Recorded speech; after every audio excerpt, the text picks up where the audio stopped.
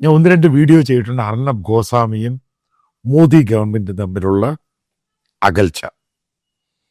അതിൻ്റെ അകത്തൊരു വീഡിയോയ്ക്കകത്ത് ഞാൻ പറഞ്ഞിട്ടുണ്ട്, ഇത് അമേരിക്കയുടെ ചില പ്രഷർ ഉണ്ടാകാൻ സാധ്യതയുണ്ട് മോദി ഗവൺമെൻറ്റിൻ്റെ മുകളിൽ. ഈ പറയുന്ന അർണബ് ഗോസ്വാമിയെയും റിപ്പബ്ലിക്കൻ ടിവിയും അകറ്റി നിർത്താൻ പല ആൾക്കാർക്കും അത് വിശ്വാസം ഉണ്ടായില്ല. പക്ഷെ ഇന്ന് നിങ്ങൾക്ക് വിശ്വസിക്കാം, അമേരിക്കയുടെ ട്രേഡ് ഡീൽ അനൗൺസ് ചെയ്യുന്നു അമേരിക്കൻ പ്രസിഡന്റ്. തുടർന്ന് നിങ്ങൾ കണ്ടു കാണുന്ന ഇംഗ്ലീഷ് ചാനലുകൾ, അതായത് NDTV, അതേപോലെ ഇന്ത്യ ടുഡേയിൽ, മറ്റുള്ള ഇംഗ്ലീഷ് ചാനൽ ന്യൂസ് 18, പിന്നീട് ഹിന്ദി ചാനലുകൾ, അമേരിക്കയുടെ ഇന്ത്യൻ അംബാസഡർ സെർജി ഗോർ അയാൾ ടെലിഫോൺ ഇൻ്റർവ്യൂ കൊടുക്കുന്നു, ആങ്കേഴ്സുമായിട്ട് സംസാരിക്കുന്നു. ഇന്ത്യ ടുഡേയുമായിട്ട് ഏകദേശം ഒരു 2-3 മിനിറ്റ് നീണ്ടു നിന്നു. മനസ്സിലാക്കേണ്ട ഒരു പോയിന്റ് ഉണ്ട്. അർണബ് ഗോസ്വാമിയുടെ ചാനൽ ഏറ്റവും വലിയ ചാനലാണ്, അതിഭയങ്കരമായിട്ട് ട്രൈ ചെയ്തു. അവരത് റിജക്റ്റ് ചെയ്തു, ഔട്ട്റൈറ്റ്ലി റിജക്റ്റ് ചെയ്തു. എന്നിട്ട് പറഞ്ഞു, അവിടെ വല്ല ജൂനിയർ ആയിട്ടുള്ള പല ആൾക്കാരും കാണും, അവരോട് ചോദിച്ചാൽ മതി, അമേരിക്കയുടെ ഇന്ത്യൻ അംബാസഡർ അർണബ് ഗോസ്വാമിയുടെ ചാനലിന് ഇൻ്റർവ്യൂ കൊടുക്കില്ല. ഇത് തന്നെയാണ് മോദി ഗവൺമെൻറ്റിൻ്റെ ഒരു മന്ത്രിമാരും, അതായത് സാക്ഷാൽ നരേന്ദ്രമോദിയും ഈ പറയുന്ന അർണബ് ഗോസ്വാമിയെയും കൂട്ടരെയും മാറ്റി നിർത്തിയിരിക്കുന്നത് അമേരിക്കൻ പ്രഷറാണ് എന്ന് വളരെ കൃത്യമായി. ഇതിന് കാരണമെന്ത്? അതായത് അമേരിക്കൻ പ്രസിഡന്റിനെ, അതായത് ഇന്ത്യ അമേരിക്ക നല്ല ബന്ധമാണ്, അതിൻ്റെ അകത്ത് ചില പ്രശ്നമുണ്ടായി. അതിനെ ഫ്യൂവൽ ചെയ്ത് തിളപ്പിച്ച് നാശമാക്കുന്ന രീതിയിൽ വല്ലാത്ത വാർത്തകളും പ്രശ്നങ്ങളും മോശമായ രീതിയിൽ അമേരിക്കൻ പ്രസിഡന്റിനെതിരെ അങ്ങ് പ്രതികരിച്ചു. ഇന്ത്യയിൽ മുഴുവനും BJP-കാരല്ലാത്തവർ പോലും അമേരിക്കൻ പ്രസിഡന്റ് എതിരായിട്ടങ്ങ് മാറി. ഇത് അമേരിക്ക ഒരു കാരണവശാലും ഡൈജസ്റ്റ് ചെയ്യത്തില്ല. മോദി അമേരിക്കൻ പ്രസിഡന്റിന് ചില വ്യത്യാസങ്ങളുണ്ട്. അത് ഔട്ട്റൈറ്റ് വലിയ ശത്രുക്കളായിട്ട് യുദ്ധസമാനത്തിന് രീതിയിലായിട്ട് ഈ റിപ്പബ്ലിക്കൻ ചാനലിലെ അർണബ് ഗോസ്വാമി എടുത്തിട്ടങ്ങ് വിളക്കി. എന്നിട്ട് അത് കഴിഞ്ഞിട്ട് ഇന്ത്യ ഗവൺമെൻറ്റിനെ പ്രശ്നമുണ്ടാക്കി. അന്നേ ഞാൻ വളരെ കൃത്യമായിട്ട് പറഞ്ഞു, അമേരിക്ക ഇത് വെറുതെ വിടത്തില്ല, അവരത് പ്രഷർ ചെയ്യും ഗവൺമെൻറ് ഓഫ് ഇന്ത്യയുടെ മുകളിൽ. അത് തന്നെ സംഭവിച്ചു. അതായത് എന്തുകൊണ്ടാണ് മോദി ഗവൺമെൻറ്റും അദ്ദേഹത്തിൻ്റെ ക്യാബിനറ്റിലുള്ള മന്ത്രിമാരും പ്രധാനപ്പെട്ട സീനിയർ ആയിട്ടുള്ള BJP ലീഡേഴ്സും എന്തുകൊണ്ടാണ് അർണബ് ഗോസ്വാമിയുടെ ചാനലിനെ റിജക്റ്റ് ചെയ്തത്? American pressure. വളരെ സിമ്പിളായി ഉത്തരം. എന്താണ് കാരണം? കാരണം ഇന്ത്യ അമേരിക്കയും തമ്മിൽ നാച്ചുറൽ അലയൻസ് പാർട്ട്നേഴ്സാണ്. അതാണ് അതിൻ്റെ യഥാർത്ഥ കാരണം. പക്ഷെ സംഘപരിവാറിനകത്തുള്ള ചില ഗ്രൂപ്പുകളുണ്ട്.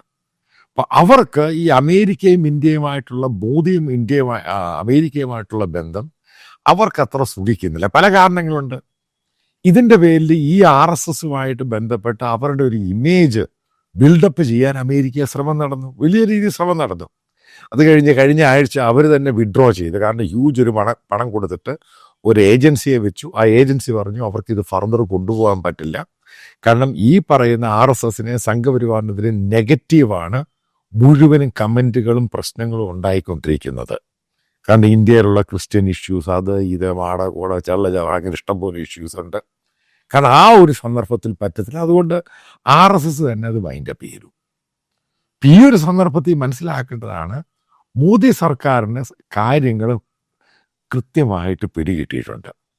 കാരണം ഇന്ത്യ ഗവൺമെൻറ്റിന് മുന്നോട്ട് പോകണം എന്നുണ്ടെങ്കിൽ, ഗ്ലോബലായിട്ട് റെക്കഗ്നൈസ് ചെയ്ത് മുന്നോട്ട് പോകണം എന്നുണ്ടെങ്കിൽ, ബിസിനസ് ആണെങ്കിലും ജിയോ പൊളിറ്റിക്സ് ആണെങ്കിലും അമേരിക്കയുടെ ആവശ്യമുണ്ട്, പ്രത്യേകിച്ച് ട്രംപിൻ്റെ ആവശ്യമുണ്ട്. അപ്പം അതിനൊരു നെഗറ്റീവ് ഇമ്പാക്റ്റ് ഉണ്ടാക്കുന്ന രീതിയിൽ ഇന്ത്യയിൽ ഒരു മീഡിയ പ്രവർത്തിച്ചു. കാരണം പ്രത്യേകിച്ച് BJPയോടും മോദിയോടും അടുപ്പമുള്ളൊരു മീഡിയ പ്രവർത്തിച്ചു കഴിഞ്ഞപ്പോൾ അത് അമേരിക്ക അത് പൂർണ്ണമായിട്ട് റിജക്റ്റ് ചെയ്തു. അവരുടെ പ്രഷർ അനുസരിച്ച് തന്നെയാണ് ഗവൺമെൻറ് ഓഫ് ഇന്ത്യ, മോദി ഗവൺമെൻറ്റും അവരുടെ മന്ത്രിമാരും പാർട്ടിയിലുള്ള സീനിയർ ലീഡേഴ്സും പൂർണ്ണമായിട്ട് ഇപ്പം ക്ലാരിറ്റിയായി ഈ പറയുന്ന അർണബ് ഗോസ്വാമിയെ മൂലക്കിരുത്തി. അതിൻ്റെ പേരിൽ തന്നെയാണ് അർണബ് ഗോസ്വാമി വലിയ ചാട്ടമൊക്കെ ചാടിയത്. വ്ളാദിമിർ പുടിൻ വന്നപ്പോൾ ഇൻ്റർവ്യൂ കൊടുത്തില്ല, 15 കോടിയുടെ ആങ്കർ എന്നും പറഞ്ഞ് സുധീർ ചൗധരിയെ കളിയാക്കുന്നു, മറ്റുള്ള പല ഇഷ്യൂസും കൊണ്ടുവന്ന് ഗവൺമെന്റിനെ അറ്റാക്ക് ചെയ്യാൻ ശ്രമിക്കുന്നു.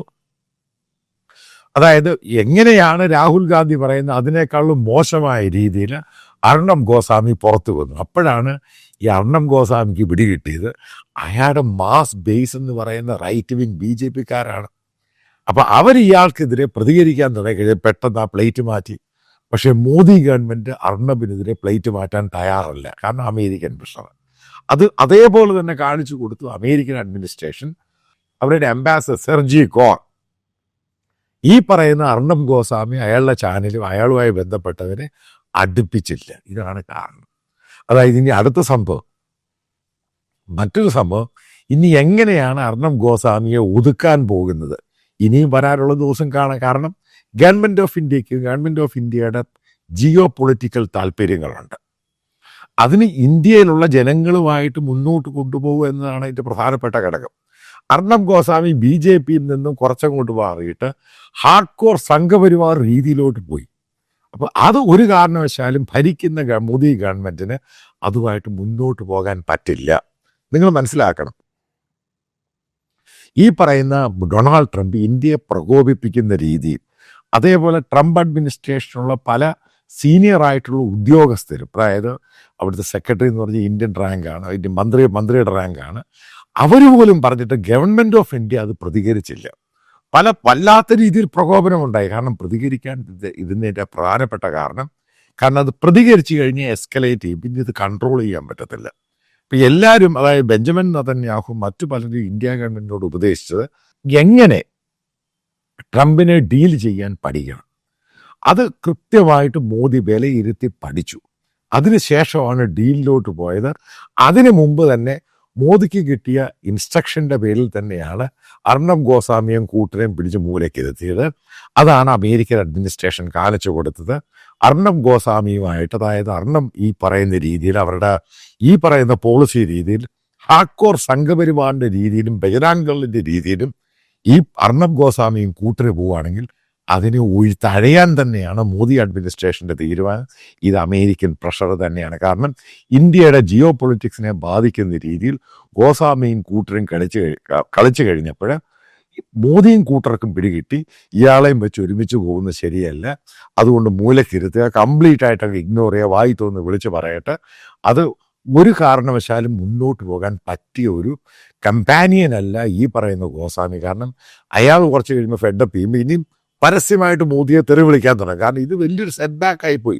മറ്റുള്ള ഇന്ത്യൻ ചാനലിലെല്ലാം കിട്ടി, ഇയാൾക്ക് മാത്രം കിട്ടിയില്ല. ഇയാളുടെ വ്യൂവർഷിപ്പും പോയി, അതും പോയി, ഇതും പോയി. ഈ പറയുന്ന പോലെ ആൾക്കാർ ഗൗനിക്കാതായി. അത് പ്രത്യേകിച്ച് മോദിയെ അനുകൂലിക്കുന്നവർക്ക് കാര്യങ്ങളൊക്കെ പിടികിട്ടി. അമേരിക്കയ്ക്കും കാര്യങ്ങൾ പോയി. മനസ്സിലാക്കുക, അമേരിക്കൻ അഡ്മിനിസ്ട്രേഷൻ ഇത്ര മൈന്യൂട്ട് കാര്യങ്ങളിൽ പോലും ശ്രദ്ധ വെക്കുന്നവരാണ്. അതാണ് അതിൻ്റെ പ്രധാനപ്പെട്ട കാരണം. കാരണം ഇന്ത്യ ജനങ്ങളെ ഇന്ത്യക്കാരെ തെറ്റിദ്ധരിപ്പിക്കുന്ന രീതിയിലാണ് ഗോസ്വാമി പ്രവർത്തിച്ചത്. അതുകൊണ്ട് തന്നെ ഗോസ്വാമിയെ ഒഴിവാക്കാൻ അമേരിക്കൻ പ്രഷർ മോദിയുടെ മുകളിലുണ്ടായി. മോദി അത് അക്ഷരാർത്ഥത്തിൽ നടപ്പിലാക്കി. അത് അമേരിക്കയും ഫോളോ ചെയ്തു. ഇതാണ് ഇതിൽ നിന്നും മനസ്സിലാക്കേണ്ട ഒരു പ്രത്യേക സംഭവം എന്ന് പറയുന്നത്.